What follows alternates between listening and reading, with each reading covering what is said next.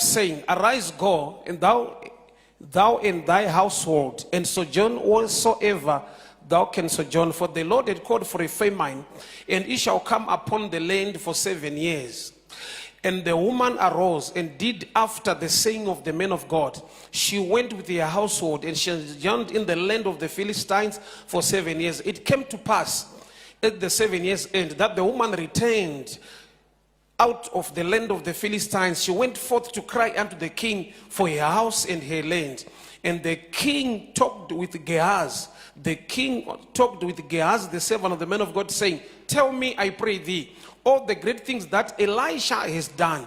And it came to pass, as he was telling the king how he restored a dead body to life, the woman whose son he restored to life cried to the king for a house and a land. And Gehazi said, my lord, O king, this is the woman, this is her son, whom Elisha restored to life. And when the king asked the woman, she told him. So the king appointed a certain officer, saying, restore all that was his, and all the fruits of the field, since the day she had left the land until now. Dinamati, Father, we thank you for your word. Speak to us tonight. Instruct us, correct us, and empower us for the glory of your name. In Jesus' mighty name I pray. Amen. Tsamba yandaverenga ine chekuita nerestoration kudzoreredzwa. Ko vamwe amai vanga vambopiwa a prophetic instruction yekuti ibvai pano muende kwamunoenda nokuti there is a famine coming for 7 years. Instruction vari kupiwa na prophet of God Elisha, a true prophet of God, unonzwa kubva kuna Mwari, wekuti kana akanamata zvinhu zvinochinja. But at this time ari kupa munhu instruction ye challenge, kuti the only way yekudila with this challenge is not to pray against it, but ndokubva mupa wisdom how to manage it. Pane nguva yekuti vanhu vanoda kubuda mudambudziko semunhu wese unoda kubuda mudambudziko, but neimwe nguva kune rimwe dambudziko ririko rekuti ukapinda nemariri unenge wabuda mune mamwe matambudziko.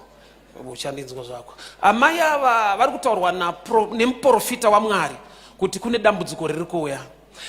Ini mukurerwa kwangu ndakakura ndichidzidziswa nekuudzwa nekuoneswa kuti paise pangoita dambudziko panenge pashota Mwari, so munofanira kunamata kuti chinhu icho chigadzirike. Saka way out of a challenge ndo pfungwa yemunhu wese auya kuti dai dambudziko rapfuura, dai aragera kundibata. But this prophet of God is saying a famine is coming, and has kuita prayer against it, but ari kupa munhu word of wisdom how to handle it. Ndokubva amudza kuti ibva hako pano. Unoziva neimwe nguva Genesis 26, Isaac unonzi naMwari, regera kubva munzvimbo yeGera, stay there in Gera, do not go down to Egypt. And there was famine in that land, but ndokubva apiwa an instruction to stay there.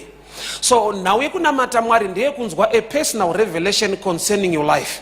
Dambudziko ratinaro ndere kukopa zvakaita vamwe, kwete kunzwa Mwari zvaanoda kuti tiite. Hama dzangu mufunge, testimony inotiudza zvakaitirwa munhu naMwari, haitiudze zvaachatiitirawo nekuda kwokuti Mwari wacho unoita zvitsva. Uye vanhu takasiyana.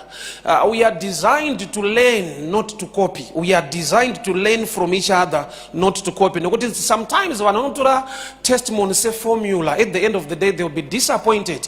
Because munhu anokudza ndakatsanya 6 days zvinhu zvikafamba ndikazonamata 5 days zvikaita, then you copy that and things won't happen the same way zvakaitika kune mwoyo wako, and you'll be disappointed.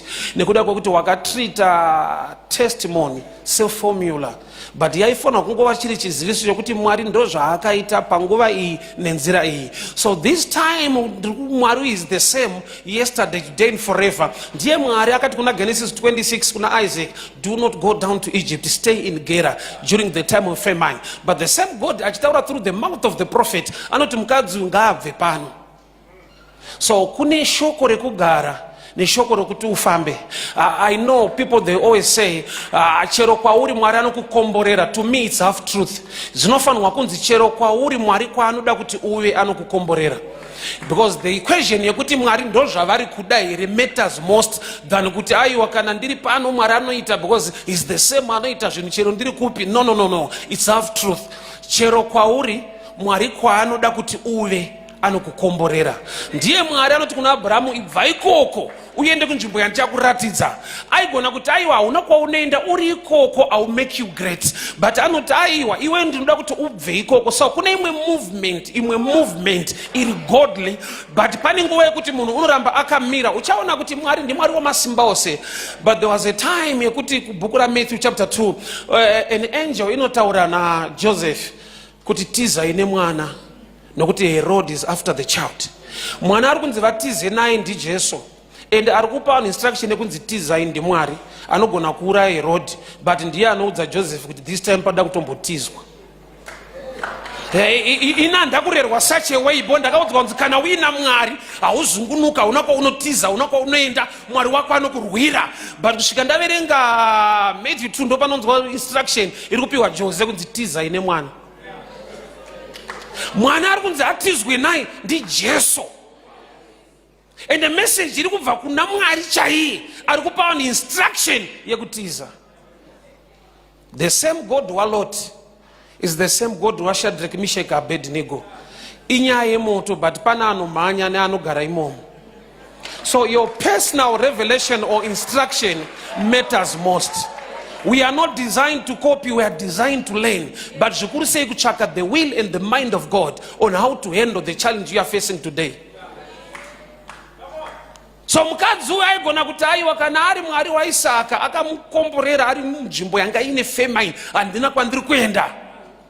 It's good kuva nehistory, but the best kuva nerevelation patime yako. Nhororondo iri right, ukatarisa zvakaita mota yakadesignwa kudaro ine kavhiyumira paside so windscreen pamberi apo. Ese magrass anokosha, but kukura kwegrass kunogona kukudza story kuti kuchakakura ichi nokuti ndokuri kuendwa destiny, ndoko wasumudzira mota. Uku kwakanaka kumbopota uchicheka uchino ndabva kupi kumashure kwakamira sei, but udiki hwegrass nokura kuti history yakanaka, but kune kuri kuendwa. Tikaramba takabatira kwatakabva, tikaramba takafokasa nekavhiyumira, tinokolida nefuture. Kune kuri kubviwa. There was a time Mwari ushanda naMoses. Moses waishanda naMwari neminana yekusvika palevel yekuprovida chikafu murenje, vanhu vaidya mana murenje. But Joshua achingoita take over, Bible rangu rinoti and mana stopped. Hapana kuchinjwa Mwari, pachinjwa the movement nekuita kwaMwari. Joshua paari kuita take over, mana ndokubva yamiswa. Why? Because they are now entering the promised land.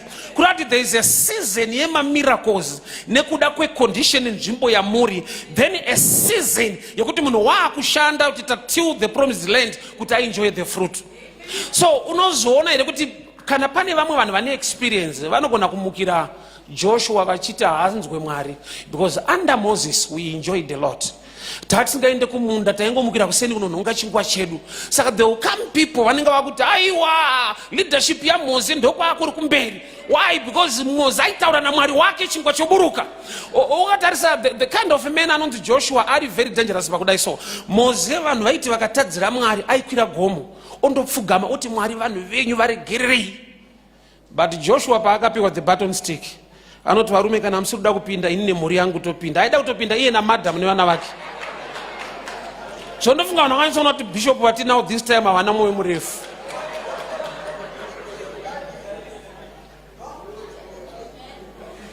During the time of Moses vachikrosa Red Sea, panotongosumudzwa tsvimbo mvura yotopatsanuka vanhu vokrosa.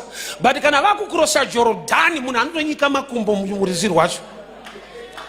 So pane a shift ne a move yekuti vanhu vakasainzwa this anofunga kuti hatisina Mwari, gamba Mwari muchii naye asi ane zvitsva zvamuda kuti mu-experience. So mukadzi uyu apiwa instruction yekubva munzvimbo kunzi chienda chero kwawaenda for 7 years. Kuda kuti kana Elisha akaita prayer, we don't pray to change the mind of God, we pray to be aligned and know the will of God. Why? Because Mwari havachinje vakanaka nguva dzese. Hatinamati kuti Mwari ave right, tinonamata kuna Mwari atori right. Nhamo yemunhu ndeyekuti munhu anofunga ramangwana, Mwari anoziva ramangwana. We think about tomorrow, but God knows about tomorrow. Saka uchiona kuti pane chinhu chaanokudza kuti uite nhasi chisingakunakidze nhasi, but chaunozoona mune remangwana kuti ndo zvanga zvakandinakira kuti ndiite sezvizvi. indiri kuchikoro ndaivenga ticha airova. Bozi kana uri dofo unogara uchirova anyway. Saka ndaivenga ticha anorova. So pane kuti ndinzwise kuti ndiri kurohwa kunzi ndive serious, ndive renge. Ndansina kuita research iyoyo. Ndainocheka zvimashoti zvejini ndowedzera mukati. Ndanga ndiri kudefense kwete kuimprovement.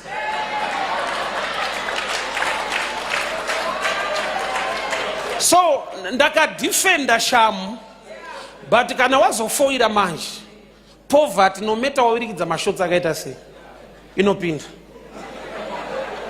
So ndakasvika pakudemba kuti asi airova anga ari right, asingarove ndiye anga asiri right. Because anorova ari kuti ramangwana rako kuti riite zvakanaka, be serious. But asingarova anokuti ndinetsane newe, unorohwa nefuture. Future chayakaipira irove iwewe chete. Vana vedofo, mukadzi wedofo, hama dzedofo, unotambudza vanhu vakawanda. Pawaifanirwa kurohwa uri 1 munorohwa ma6.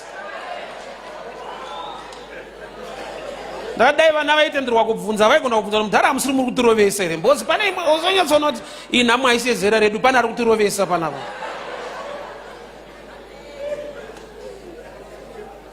Alright.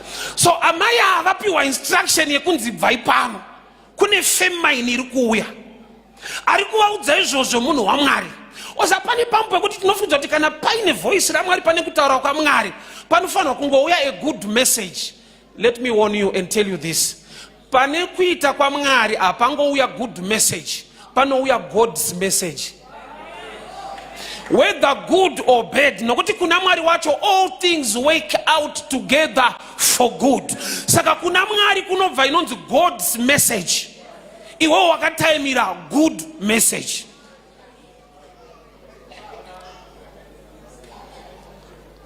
Luke 17 verse 11, Bible rangu rinoti vaiva nemapeni kudzi vari 10. Vakati mwanakomana waDhavhidhi tinzuro yongoni. Jesu haana kuti receive your healing, vairwara. Akati endai munozviratidza kuvaprista.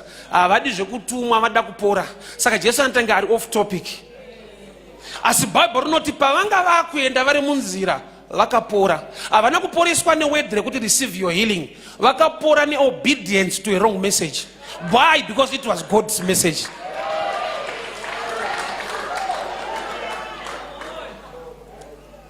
Wine yashota pamuchato pakana, hapana kututwa wine pakatutwa mvura. Dai taivapo iso kungwarisa taiva kwenya ishe kuti ishe hapana kushota mvura. Papa shota wine. But obedience yevanhu ku God's message yakaita kuti vagadzirise shortage yanga yapo. So amai ava drought vaudzwa nemunhu waMwari. Haidi kuti vapinde muprayer vacheme kuti zvinhu zvichinje. Why? Because this is the will and the mind of God. Sa vanoteerera muprofita. Vanotosiya imba yavo, vosiya minda yavo, voenda kwavanogara for 7 years. Bible ndokubva rati after 7 years vakadzoka. Pavari kudzoka vari kuda restoration, kudzoreredzwa zvinhu zvavo, minda nemba. Ndokusvikonanga kwamambo.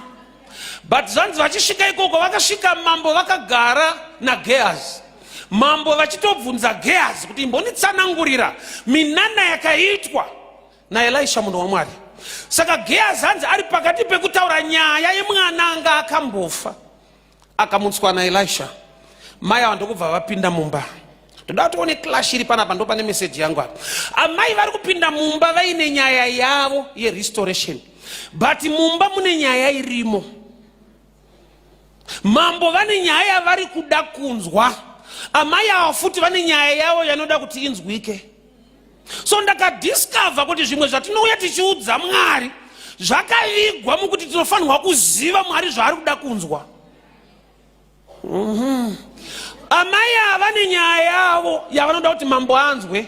Mambo ane nyaya yavo yaari kutodawo kunzwa. Gehazi ndeipi? Ari kuda kunzwa munana wakaitwa uri outstanding wakaitwa naElisha. So Gehazi ari pakati pekutaura, amai ndokubva vapinda.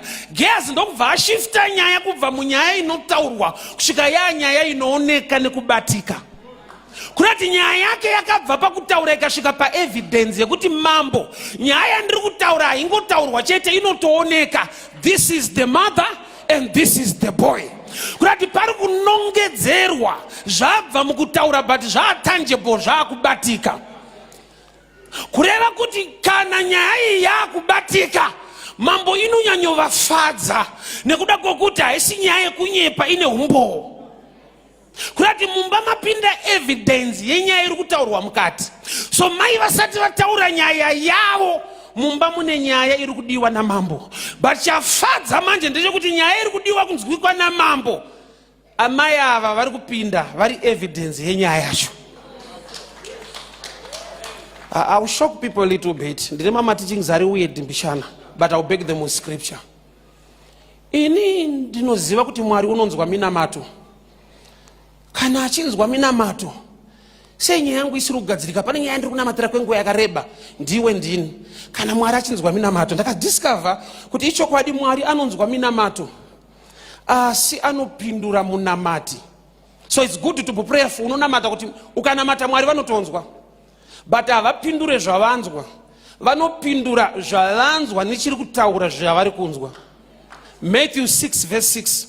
Kana mapinda pakavanda muchinyengetera vharai dhoo. Mwari anoona kwete anonzwa.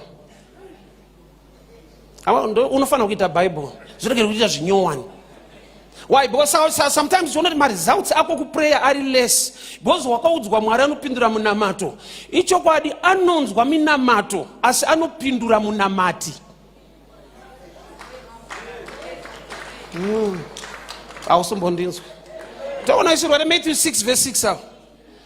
The God who sees what you do will reward you. Reward is connected to doing, not to saying. Ndichadownload my day-to-day examples unyatsonzwa. Okay, regatipa verenga. But when they prayed, enter into thy chamber, and having shut the door over a door, pray to thy Father who is in secret, and thy Father who see, not who hears. Shona inoti Mwari anoona kwete anonzwa. Apa zanzu unongochiitei pawavhara door uri kundotaura. Iye anodi kunzwa zvauri kutaura. Hanzi anenge achiona zvaunoita. Who sees in secret shall also compensate thee. Saka Mwari ane zvaanoona. Chii chinenge chichionekwa iwe uchitaura. Pari kuonekwa evidence yezviri kutaurwa. Mamba vaiudzwa nyaya ndokubva vazonzi izvo zvinooneka. So ndo secret iri kuprayer. Prayer iri right namatasterek. But Mwari vanonzwa munamato. But kana vaakupindura vanoona munamati.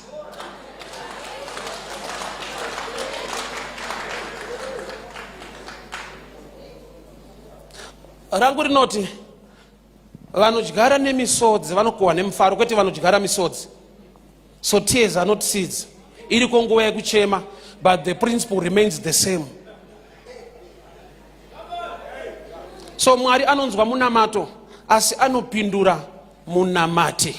Semukomana ari kupfimba musikana omuti ndoda kukuroora, musikana oramba, odzoka after osvika musikana yaakaroorwa. Anoita mubvunzo kuti kundo zvandaitaura wani. Anoti aiwa ndakuramba zvawaitaura, ndairamba chaitaura. Iwe paunotaura iye anenge achiona. Kuti imba ndoida but apa ndogona kunyura apa anenge achiona. That's what it means. Message iri right, Mwari unogadzirisa matambudziko evanhu. Paunopinda muprayer, God hears. But side re answer arisi kune zviri kunzwiwa chiri kuita prayer. Saka pari kutoda improvement basi pa prayer. You are so prayerful, but what you do, why ndio inobva yava evidence, not tears. What you do, kwete zvaunoitwa zvaunoita. Kuti Mwari tarisai zvavari kundiita, ishe vari kutomukira hazvimbomuvha Mwari. Anotarisa zvaunoita nyangwe une zvaunoitwa. Kune munhu ane mentality ndofunga varoyi vese vari kundiroya vakafa, zvinhu zvangu zvinoita zvakanaka. That's not true. Kune anotofungidzira izvozvo. Asara munzwa munhu achiti takaita independence 1980 but hatisi kuona kugarika kwacho. Ndikati English ndo yamunopotsa. To be independent as real prosperity. Zvinongoreva kuti hauna kudzvanyirirwa chete. Saka unogona kuzvidzvanya wega neusimbe ukasaapprove life.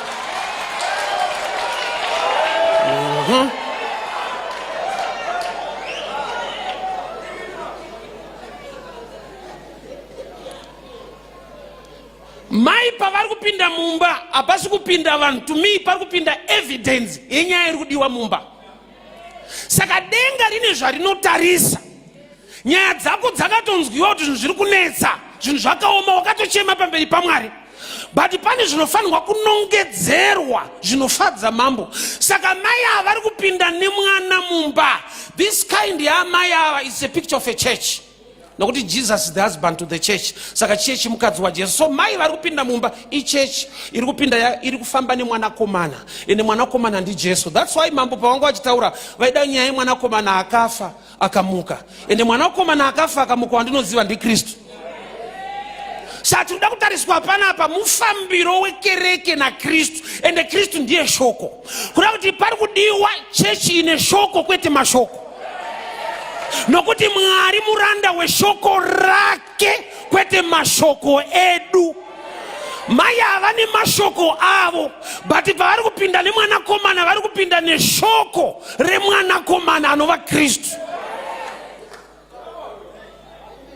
Saka zvinoita kuti munhu apinde chechi iye asina kupindwa naJesu. Zvinoita nokuti zvikonzero zvaunoipindira zviriko, ende zvimwe zvacho zvisinei naKristu wacho. Saka mwana tonetseka, ndakanyewa kuchechi ko kunopinda vanhu ka. Akupinde ngirozi akusi kudenga ka kuchechi. Kunopinda vanhu. Amai apa vari kupinda mupresence ya mambo nemwanakomana, vari kupinda neevidence yenyaya iri kudiwa mukati. So nyaya dzinodiwa mukati naJehovha dziri mushoko rake. But pane nyaya ukatariswa zvinooneka here, pane evidence here yekuti chaunochemera you deserve.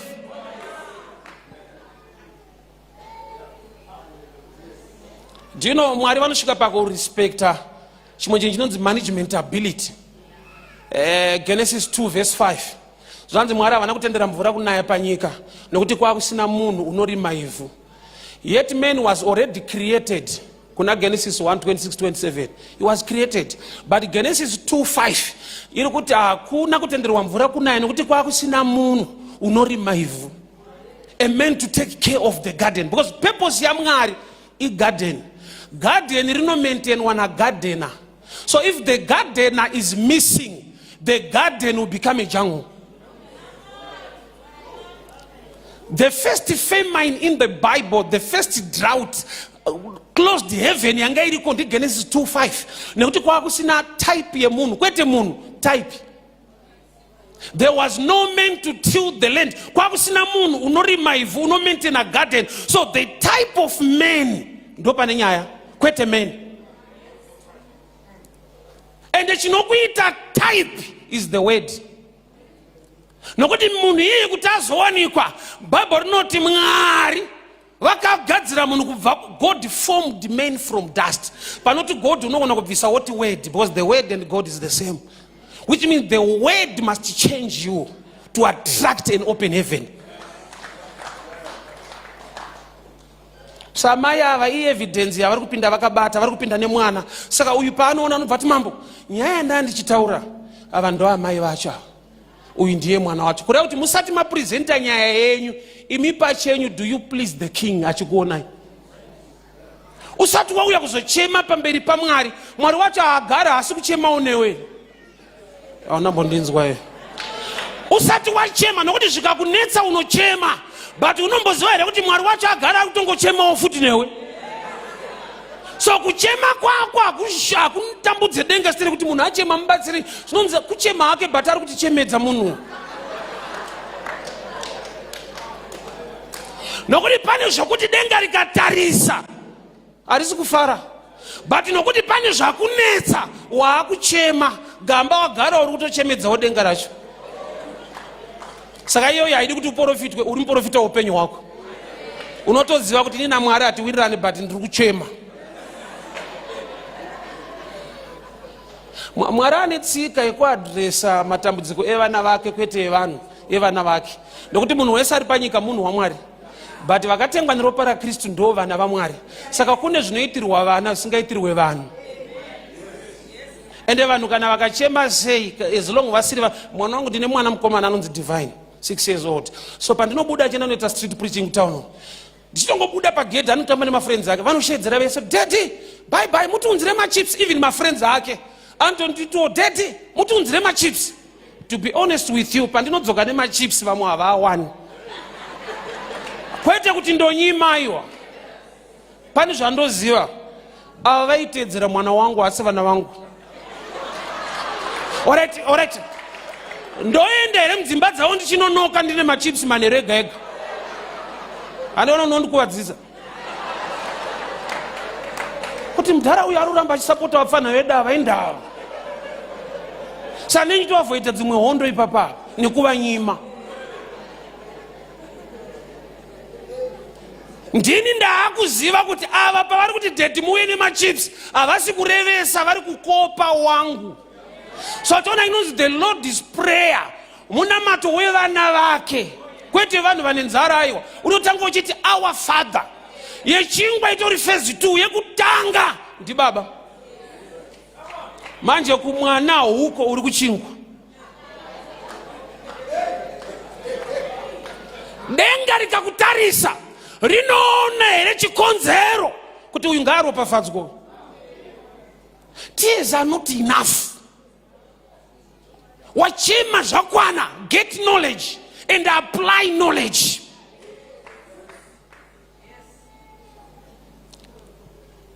Tikapinda mataredzi mosha ukoti, baba vakamiswa apa vakanzi, baba munobvuma here kuti makarepa mwana uyu. Mudhara akatanga kuchema akazvirovera pasi. Hakuna major street anoti abereka munhu mukuru angachema atidaro, mudhara endai kumba. Zvinonzi baba kana mapedza kuchema toda humbo. Unaenda kurimandi wapedza kuchema. Evidence ikashayikwa, tears are not enough. Toda mborumura vanhu pakuchema. Ukanzwa Mwari akuti vanhu vangu vaparara, vanhu vangu. Statement iyo yaimbondirwadza ndiri mfana, yekuti Mwari wacho ari kutobvuma kuti ndevangwa asi vaparara. Ko muri kungoita tsitsi Mwari wangu? Ko ndevenyu kavana vanokuvara sei muripo? Kune zvinoitwa naMwari achiitira vanhu vake, kogoita zvinoitwa nevanhu nokuti ndevamwari. Shoko rinoti vana zvipo zvinobva kuna Mwari, ukasaroora hazviitike. Even ukanamata apa kana ukatohedha pasi kuti ishe ndazviona mushoko, vana vanobva ikoko, unozvimba musoro.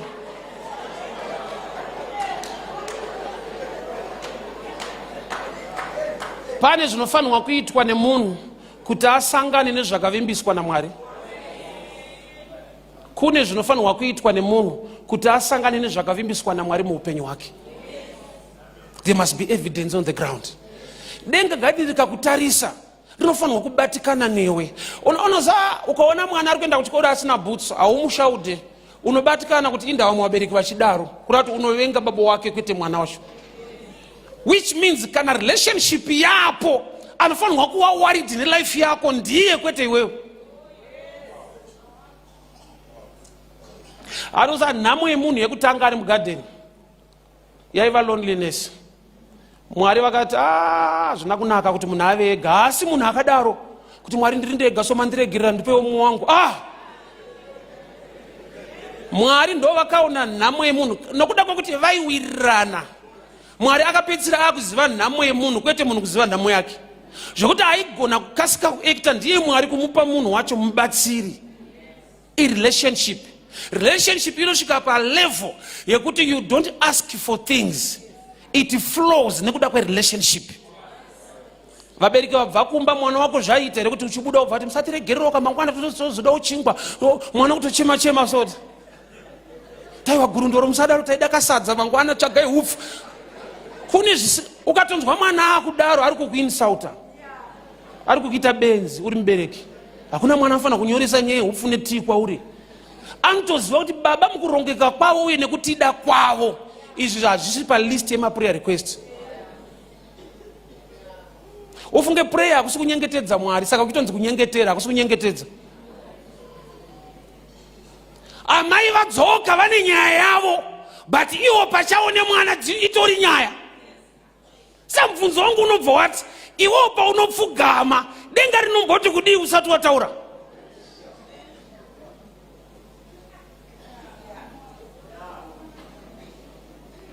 Kana ngirozi dzinokwenyana kuti tsotsi riye raomerwa manje. Koti nozikanwa, you can fool people, you cannot fool God. Ndo danger zvinhu zvamwari unoona kutsotsa vanhu. But paunopfugama denga rinotoziva kuti zvaoma. But chivharo muchinda iye akaoma. But azovharwawo manje akuchema. Do you know, Zakeo, Luke 19, Zakeo paakakwira mumuti achida kuona Jesu. Bible roti Jesu akasvika ipapo akatarisa mudenga akati Zakeo buruka tiende kumba. Zakeo anga asingade kuhosta Jesu. Bible roti aida kuona, kungoonawo chete. But inda Jesu akakoka munhu kumba kwemunhu iye. Bwo pachivanhu azviiteka. Uri muenza ukoke munhu kumba kwake, unokokwa. But Jesu ende akati Zakeo buruka tiende kumba kwako. Zakeo asikuda zvekumba, Bible roti aida kuona. Indava Jesu akusiye kuonana akuda yekumba. Nyaya ndeyekuti Jesu paari kuona Zakeo haoni nyaya yekuda kungoonekwa. Muti waakatokwira waitotaura message kudarika yaachataura. And I will explain. That's wakaenda into a fig tree. Ma figs moaziwa. Yes.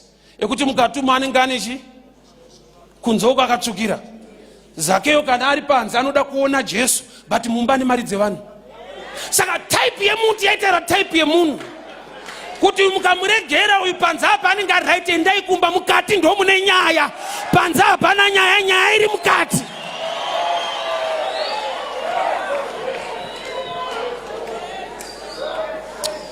Unoziva here kuti pamwe patinoparidza kudai vanhu vachisumuka vachifara. Dai adzimai angu vari pano vaigona kuti asi dai Mwari manzwira tsitsitsano havapona. Why? Because mukati munogona kuita nyaya kunzwa kuti akatsvukira. Wakadzi vamafundisa kuti pataitika ukaona vachiti powerful dead kusimbisa chigraft but pane nyaya. Aizve mumwoyo make anenge achingoti asi dai murume apona. Mukati munoita nyaya. So muti wemuonde waiva a picture of the type of a person akwira imomo. And asi Zakeo akadanidzira kuna Jesu kuti musandidarike pano ndoda kukuonai. Aiwa Jesu unotoziva kuti mutadzi tsika yake sezvakaitwa nababa wake Adamu paakatadza akatora mashizha emuonde akapfeka. Saka mutadzi womuno muJeriko mumuonde handimushaya. That's why Bible roti paakasvika ipapo akatarisa mudenga ndokubva aona muna Zakeo. Vakaburuka vakaenda kumba. Vachingosvika kumba Jesu anatomboparidza kuti mari dzevanhu munodzitorerei. Osa utsvene kana hwasvika zvisina kunaka zvinotama. It becomes automatic. Ega ndiye akangotanga kudhomoka uri pakati pekuti kuti amudhara ndine munhu wandakavhara ndika 30 kari pasera ndika 40 kari pasera. Ndopandakaona kuti vanhu vakasakoshesa evangelism vanozvikuvadza. Why? Because zanzi neBible Zakeo akadzorera vanhu mari. Zvoda kuti vanhu pavaitadzisa Zakeo kuona Jesu vaivhara mari dzavo.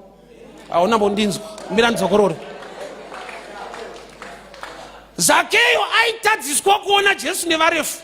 Gamba varefu kureba hawo mari yakaenda.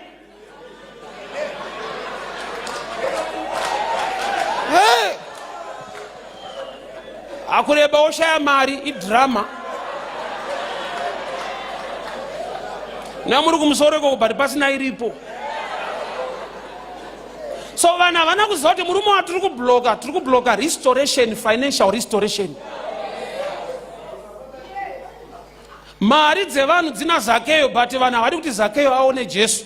Jesu akaonana naZakeo vanhu vanodzorerwa mari. So ndokukosha kwakaita evangelism. Vamwe vanhu vatiri kutadza kuparidzira Kristu tiri kuzvikuvadza nekuda kwokuti vakawana Kristu vane chavachaita futi muupenyu hwedu mukereke yedu. So the church kana yakuda restoration ngaise value paevangelism. Because kana pane mari yakaenda kuna ane mari yacho anofanira kunge achiuya but anouya sei asina kuparidzirwa Kristu. Kuda kuti sometimes package weye restoration inoda kurespecta evangelism. Nokuti tikakonzera Zakeo kusaona Jesu tinoramba tisina mari. Ndofunga Jeriko yese yakasara ichinyemwerera Jesu akaoma kumati ane mari. Kudhara anga ativhara but Jesu akanaka akomana. But ndima mchimubloka kakuti asaone Jesu. amai vakapinda mumba, Gehazi ndokubva ashifta nyaya, haachaita yekutaura, akuita yekunongedzera kuti ava ndo amai ava, uyu ndiye mwana. Ende nyaya yakabvunzwa iri very sensitive pakudai so. Unoziva here pakumutswa kwemwana womukadzi weShunemi hakuna kutanga kwaenda Elisha. Gehazi akambotumwawo, zvikaramba atumwa nemunhu waMwari, atopiwa tsvimbo yekunzi enda unogadzika, haana kumuka. But paakabvunzwa namambo haana kutaura vision yake yezvaakatraya. He was an honest guy. Because aigona ngoitwista kuti baba takanamata kuzoona mwana amuka echimbo ndandagadzika katatu. Aprofeti vakazouya hawo but chinchata chimhanya. Dai Mwari akatipawo vana mukutenda vanofamba muchokwadi. Because you can hit, unogona kuwina pfungwa dzevanhu nepropaganda iyoyo, because vanhu vanga vasiko. Saka wanzitsanangura kuti mwana akamuka sei, ende wakatombomirawo. But ziva kuti nyaya yako haisiriyo ine nyaya, taura chokwadi, munhu waMwari akaita zvakati. Tine vanhu vari kufamba naGehazi nekuti ane zvaakavatsanangurira, vasina the truth of the ministry, of the church, of the movement and of the vision.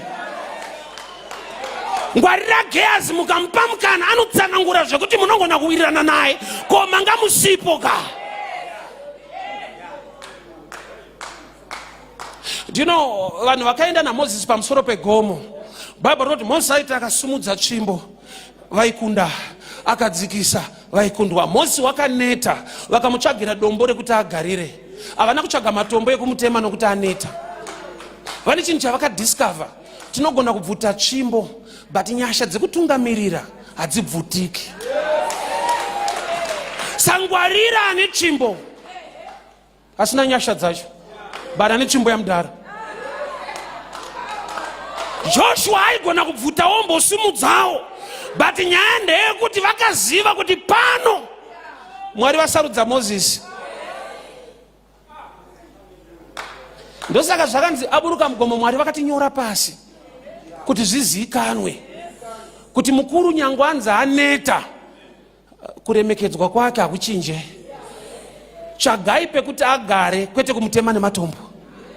Imagine dai pakaburuka Aaron muzasi megomo kunomobilize vanhu, ainovaudza kuti kudi kukundwa kweso leadership yenyu man akaneta mudhara pamusoro apa. But mukatsvaga vapfana vari vibrant so munowina hondo iyi, muri kuurayirwa nenyaya yeleadership. Ko gomo kwacho hamuko ka, saka munotenda aburuka imomo. But inofara kuti vakomana vakakwira naAaroni mugomo naMozisi vane understanding yavakaita. Tinogona kumubvutira tsvimbo yacho, asi nyasha dzacho izvi ndezvaMwari izvi. Tsvimbo togona kutoveza yakafanana neiyoyo, zita tikatsvaga rinenge iroro, but muridzi wenyaya ndiJehovha. Gehazi abuda pachena, haana kutaura vision yake, mafambiro ake nekuita kwake. Why munhu waMwari mambo vabvunza taura zvakaita Elisha, kwete zvamaita naElisha. Saka mai vachipinda akanzwa kufara kuti nyaya ndandichitaura haingotaurwa, inooneka, inotobatika. Ava ndo amai, uyu ndiye mwana. Zvanzi mambo ndokubva ashedza makurukota ake, appointed officers, akanda akuda kuti mupa amai ava imba yavo, munda wavo, ya restoration ka, munda wavo, imba yavo, nezvakawanikwa mumunda vasipo. Ipapa ndo pane nyaya manja, nokuti zvanzi kwakune famine. But ndakunzwa kunzi kune zvakawanikwa mumunda zvavanofanirwa kupiwa pavanga vasipo. In other words, Mwari vari kushumira kune mukadzi uyu kuti kune zvauchawana muupenyu, kwete nekuti wakamira asi wakangonditeerera ndikakuitira. Nokuti amai havana kurima, havana kuuya nembewa, havana zvavakaita, vakatobva munzvimbo nokuti kwaiva nefamine. But kune famine inotadza kuafekta vane obedience, nokuti pane zvaakapiwa zvakawanikwa mumunda iye asipo. So mwana waari kufamba naye ndiye anga akafa akamutswa. So this boy came back to life, which means life was restored back kumukomanayo. Saka mai pavari kudzoka vari kuda restoration yemba yavo, wavari kufamba naye was also restored. Kuda kuti vari kuuya ku restoration nokuti vakabata restoration. Mwana wakabata akadzorwa back to life, he was restored back to life. Amai vari kuda kudzorerwa imba yavo nemunda wavo, kuda kuti vari kuda another restoration, but wavari kufamba vakabata ndi restoration. Zvora kuti mazuva akafa mwana prophetically amai havana kuziva kuti pane imba yangu iri kugadziriswa. Pane zvinomboitwa naMwari so zvaunofungidzwa kuti Mwari vatisiya nokuti inenge famine, kaperiod kekuti hauna chauri kuona chiri kuita, wabviswa munzvimbo yaunotrasta nekuvimba nayo, waendeswa kure, but during that time munda mako munenge pane something zviri kuitika. Tine zvinhu zvinouya muupenyu nekuda kweshungu dzedu, kogoita zvinouya nekuda kwenyasha dzake. Andinozoita kuti mugarden raiden munhu haana kutanga nekushanda, munhu akatosikwa ndokubva aiswa munda, following day yanga iri off, yaiva sabata. Munhu akasikwa day number 6, day number 7 was the Sabbath day, resting day. So munhu akatanga neresting kwete working, and during rest munhu anotodya. So munhu haana kutanga adya out of sweat, munhu akatosweta nekudya. That's why mukutukwa kwake mune eating, but dimension of eating ya out of sweat, imwe yacho yekutanga inga iri out of grace.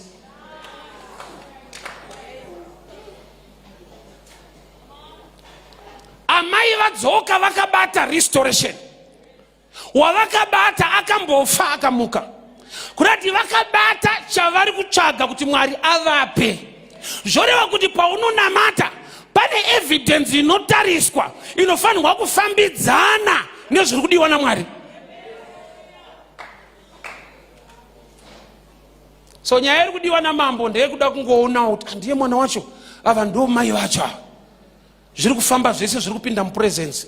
Iwo paunopinda mupresence yaMwari une zvichemo zvako, pane rechinoonekwa pauri chinoita kuti denga rifare.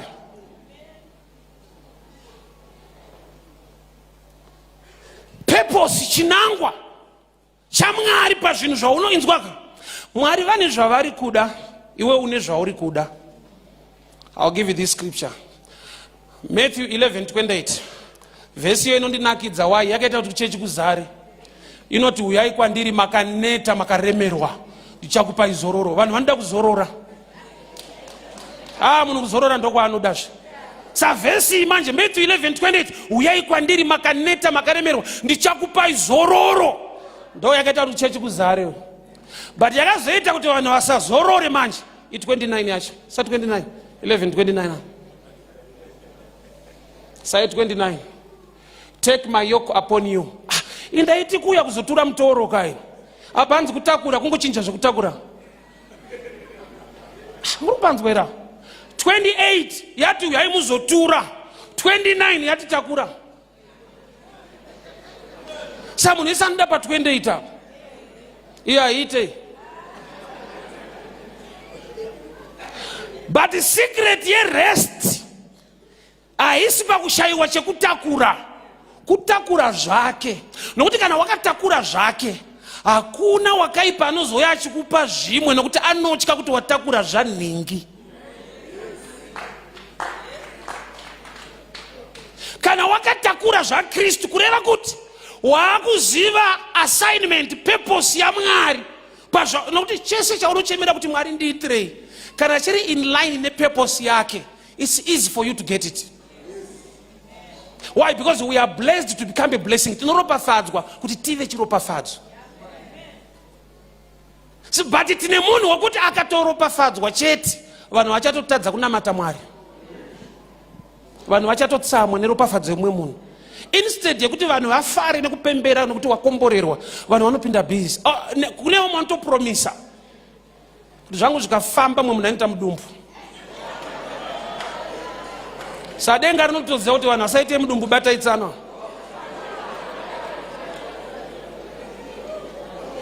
What's your purpose and reason ye blessing yauri kuchemera? Truly God can restore you, but restoration mune anything to do with the kingdom here kana kuti is self thing yauri kuda kuzita gather for. Zvese zvawachema kuti Mwari ndipei zvine chikamu chekuita iri nebasa rake kana kuti ndezvako. Mambo ava ndo amai uyu ndiye mwana uyu. Kurati nyaya yenyu isati yanzwika imi vacho munombovhetwa. Iwe uri muprofita wa life yako. Nyangwe zvaoma uri kuchema uri kudii. Bo here iwe wacho. Iwe wacho uri right mushe. Kana kuti kuoma kwazvo kwangwete kuti uye uzochema kuna Mwari but iwe unotoziva kuti inini wacho futi mawani.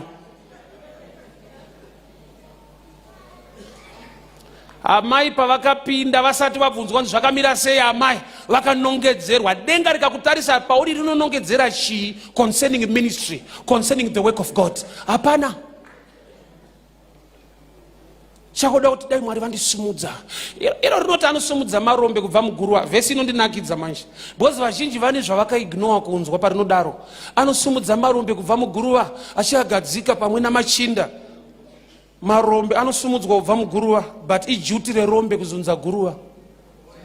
Because ausumudzwa uchizunzwayo ijuti rako kubvisa zvisingadiwe naMwari.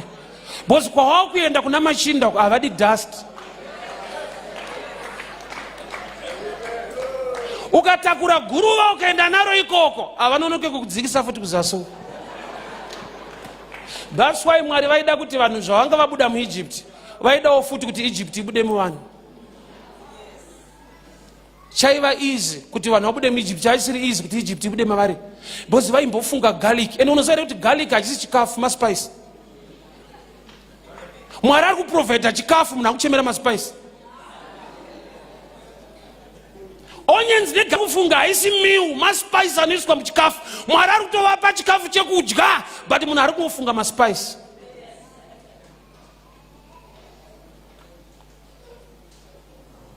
Zvinotora one day kuti munhu abve kuZaka uye kuHarare. Zvinogona kutora 6 months kuti Zaka ibude. Saka uchaona kana kutotambira mari unofunga kutenga rekeni. Uri ikoko. Uri kuno but uri ikoko. Bible rangu rinoti your mind must be renewed by the word. Kwete removed, renewed. Renewal your mindset, it is so important.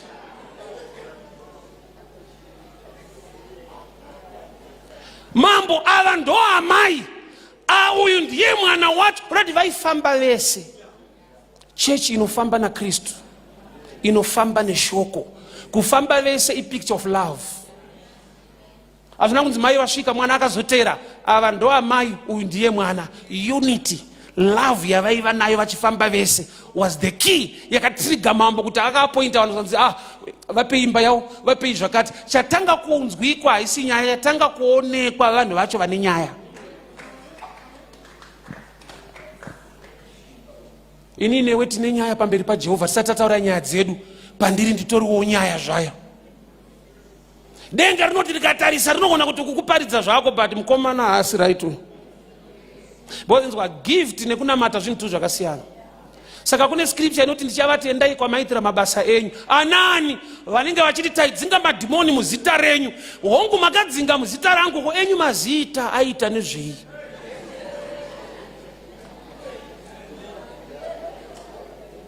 Kurati unogona kuteta nyaya dzako uchidzinga kumadhimoni iwe uchizodzingwawo. Kagemuka kudzingana nekudzingwa. Check your life very well. Usati wachema pamberi paMwari for restoration iwe hauchemedze Mwari wacho here akakutarisa.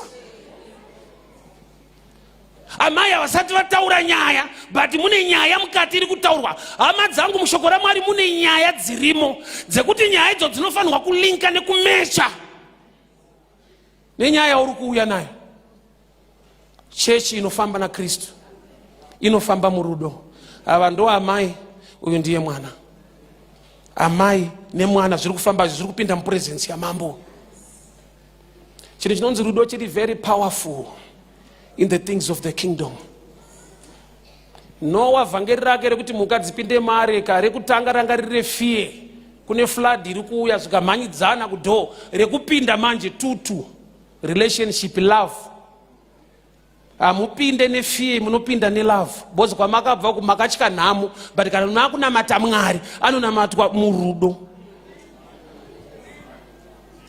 Ava ndo amai, uyu ndiye mwana. Vari kupinda vakabata evidence iri kudiwa mupresence yamambo. Denga rikakutarisa usati wachema, rine zvarinoona here kuti nyangwe asati achema, but munhu anodeserva. Onai mafambiro ake, onai zvaari kuita, onai shungu dzake nebasa raMwari.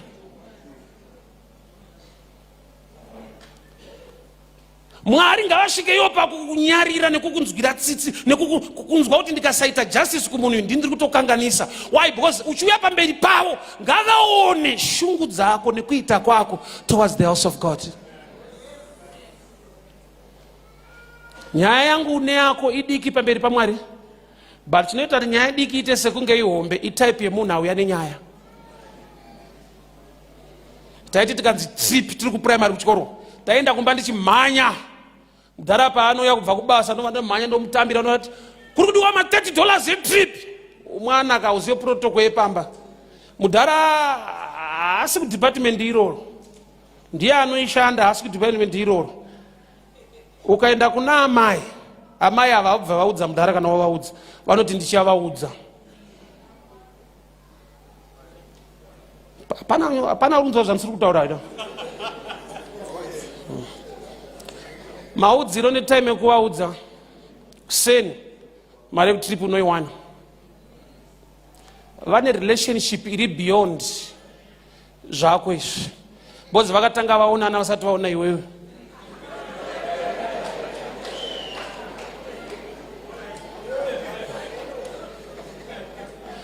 Pane kubasa kwandaishanda kana nguva yakwana muntaurira. Takamedza 5 gig tiri ma-street preacher, kustreet hakuna time, unongoneta chete.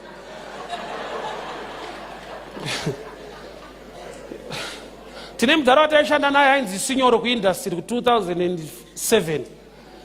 Pane munhu auya kubasa achitipa zvinhu aitengesa aingokweretesa. Sapamba chakamboya nemadress nemazambia emadzimai, zvikatorera madzimai enyu tikati hatina mari, zvikanzi aiwa pamunozoiwana munondipa, ukanzwa paunozoiwana ka inenge kupiwa mahara. But mudhara wataishanda naye Sinyoro akaramba. Tikati aiwa sekuru torerai gogo kani zvinhu izvanzi kuti tozongovapa patichaiwana, haisi kudiwa nhasi mari. Zvikanzi haisi nyaya yeprice kana anything. Gogo venyu pamuromo. Kurati sketi haidhure, but arida kuitirwa wacho unhu wake unodhura. Beta ambondishauda ari musketi ainayo iyoyo.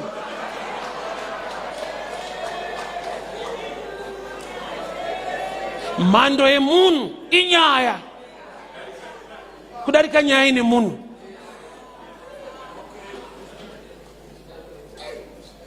Auya nenyaya, ane nyaya kudarika nyaya yaauya nayo. Auya kuzonamata nekuchema kuna Mwari achida restoration. Iye zvichida ndiye ari kutochemedzawo Mwari wacho. Anowa munzwa Bible John 11:35 painoti Jesus wept. Anocheme iye achizwa ndauya kuzomutsa Lazaro. Haasi kuchema munhu afa.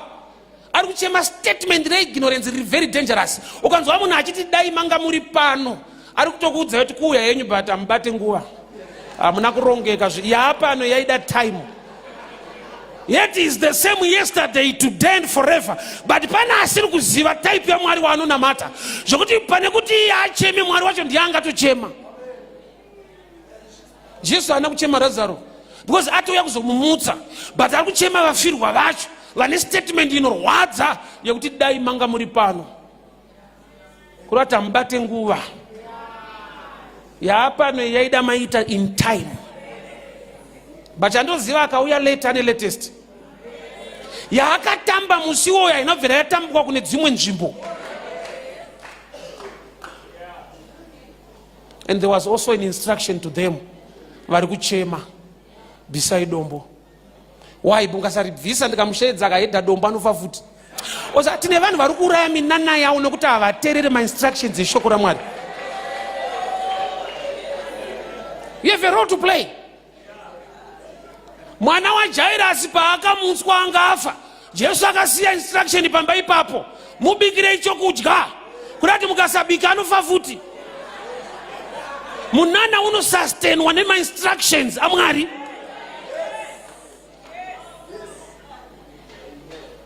Nzwa kana tikakunamatira kwawana basa kana kuchitangwa na 8 unofanira kuendawo na 8. Hausvike kuma10 uchiti ndere maprayers graft ndere minana unodzingwa rakanamatirwa. You lack understanding.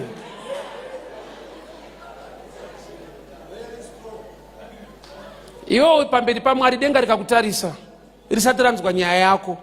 Hauonere kuti zvauri zviri kuvharisa nyaya yako kuti inzwike. Misodzi haina nyaya. Munhu ari kubuda misodzi ndiani nyaya.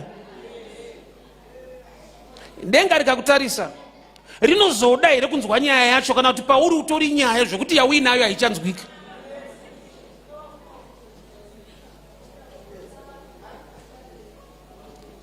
Ava ndo amai, uyu ndiye mwana. He appointed officers. Zachipai amai imba yavo nemunda wavo.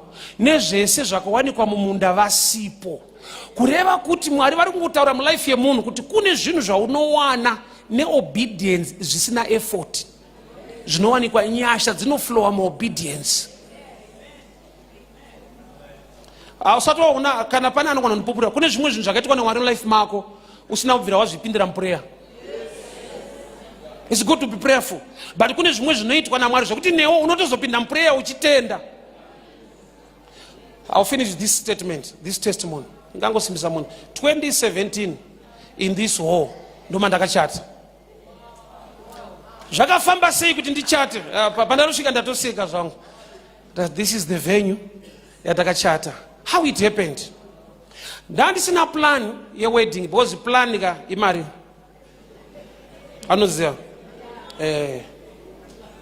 Adabvira ndazvirota kana kuzvifunga. But ndiri mumunda mashe, somebody saw me preaching in the streets one day kwainaya ndandakabatirwa umbrella vanhu vari muside meshop. Somebody akamira after ndaparidza ndobva ndakonai muchiparidza mufundisi. But andakona mune ring makarore ri makachata here. Andina munoda here ndikati atibvunzwe sitoda zvinhu guys. Unoda? Hapana asikade zvakanaka here muno. One person sponsored everything. One. In this venue, one person. Ndaichaga mchato aiwa ndaichaga ma souls mu street, winning souls.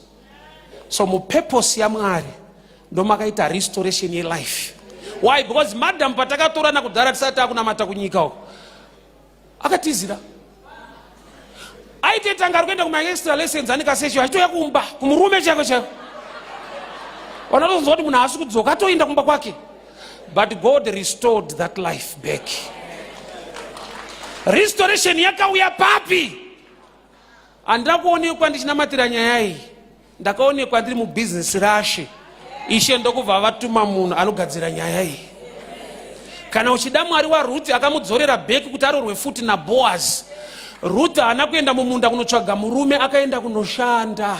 Ndokubva awanikwa achishanda mumunda na Boaz. Haana kunotsvaga murume, akawanikwa achishanda. Rachel kuti arorwe zvakaitika kutsime, Eliaza akati achandipa mvura uye achapa ngamera mvura ndiye anofanirwa kuva mukadzi waIsaac. Beauty yanga yabviswa muequation. Papa iswa work.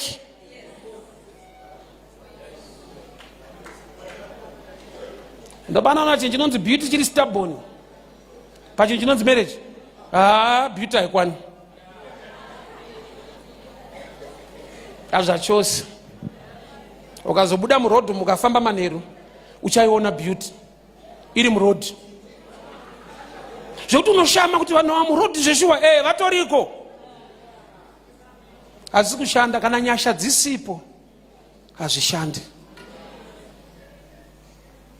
Akawanikwa mumunda, uyu akawanikwa kutsime, akazochera mvura, akapa ngamera mvura. Uri kuitei mumunda masha? Restoration life yako yakavigwa ukaziva the purpose of God. Over waita venture into his purpose. Restoration becomes automatic. Ndoda kunamata newe mdikani. Munamato wangu ndewokuti iwe pachako semunhu zvivheti, nokuti patinopenda mupurezensi yaMwari tichinamata, asatanzwa mashoko anotarisa chiri kutaura mashoko. Iwe unopedzisira wavharisa nyaya yako. Chiri kuita kuti Boazi anonoke kuroora kusvika Ruth azouya arorwe naBoazi. Ruth 2 verse 11 inoti, Boazi achiudza kuna Ruth, ndakanzwa mabatiro awakaita amwene wako pakafa murume wako, kurati kune makuhwa ekarekta akauya peseni asati apia. So handizive dzimwe nyaya, but chandinoziva you are a good person. Zvodo ndakatotadza kuroora kuno ndichimirira type yemunhu ane unhu hwakanaka kudaro. Ndakanzwa mabatiro awakaita amwene wako pakafa murume wako. Paungori musituation inorwadza, hazvina kukorrupta character yako, remain a good person. Ruth 2:11, ndakanzwa mabatiro awakaita amwene wako. Saka Boazi chakatanga kuuya kwaari character, munhu vazotera. Saka pese paunoenda mupresence yaMwari, character ndio inotanga kuapia, kozoya chichemo chako. Saka ari kuvharisa nyaya dzako hasi Satani, ndiwe. Paunoti the devil is a liar, iye anokukwenya kuti kunyepa tese one. Oh, so there are times I'm sure my time is done.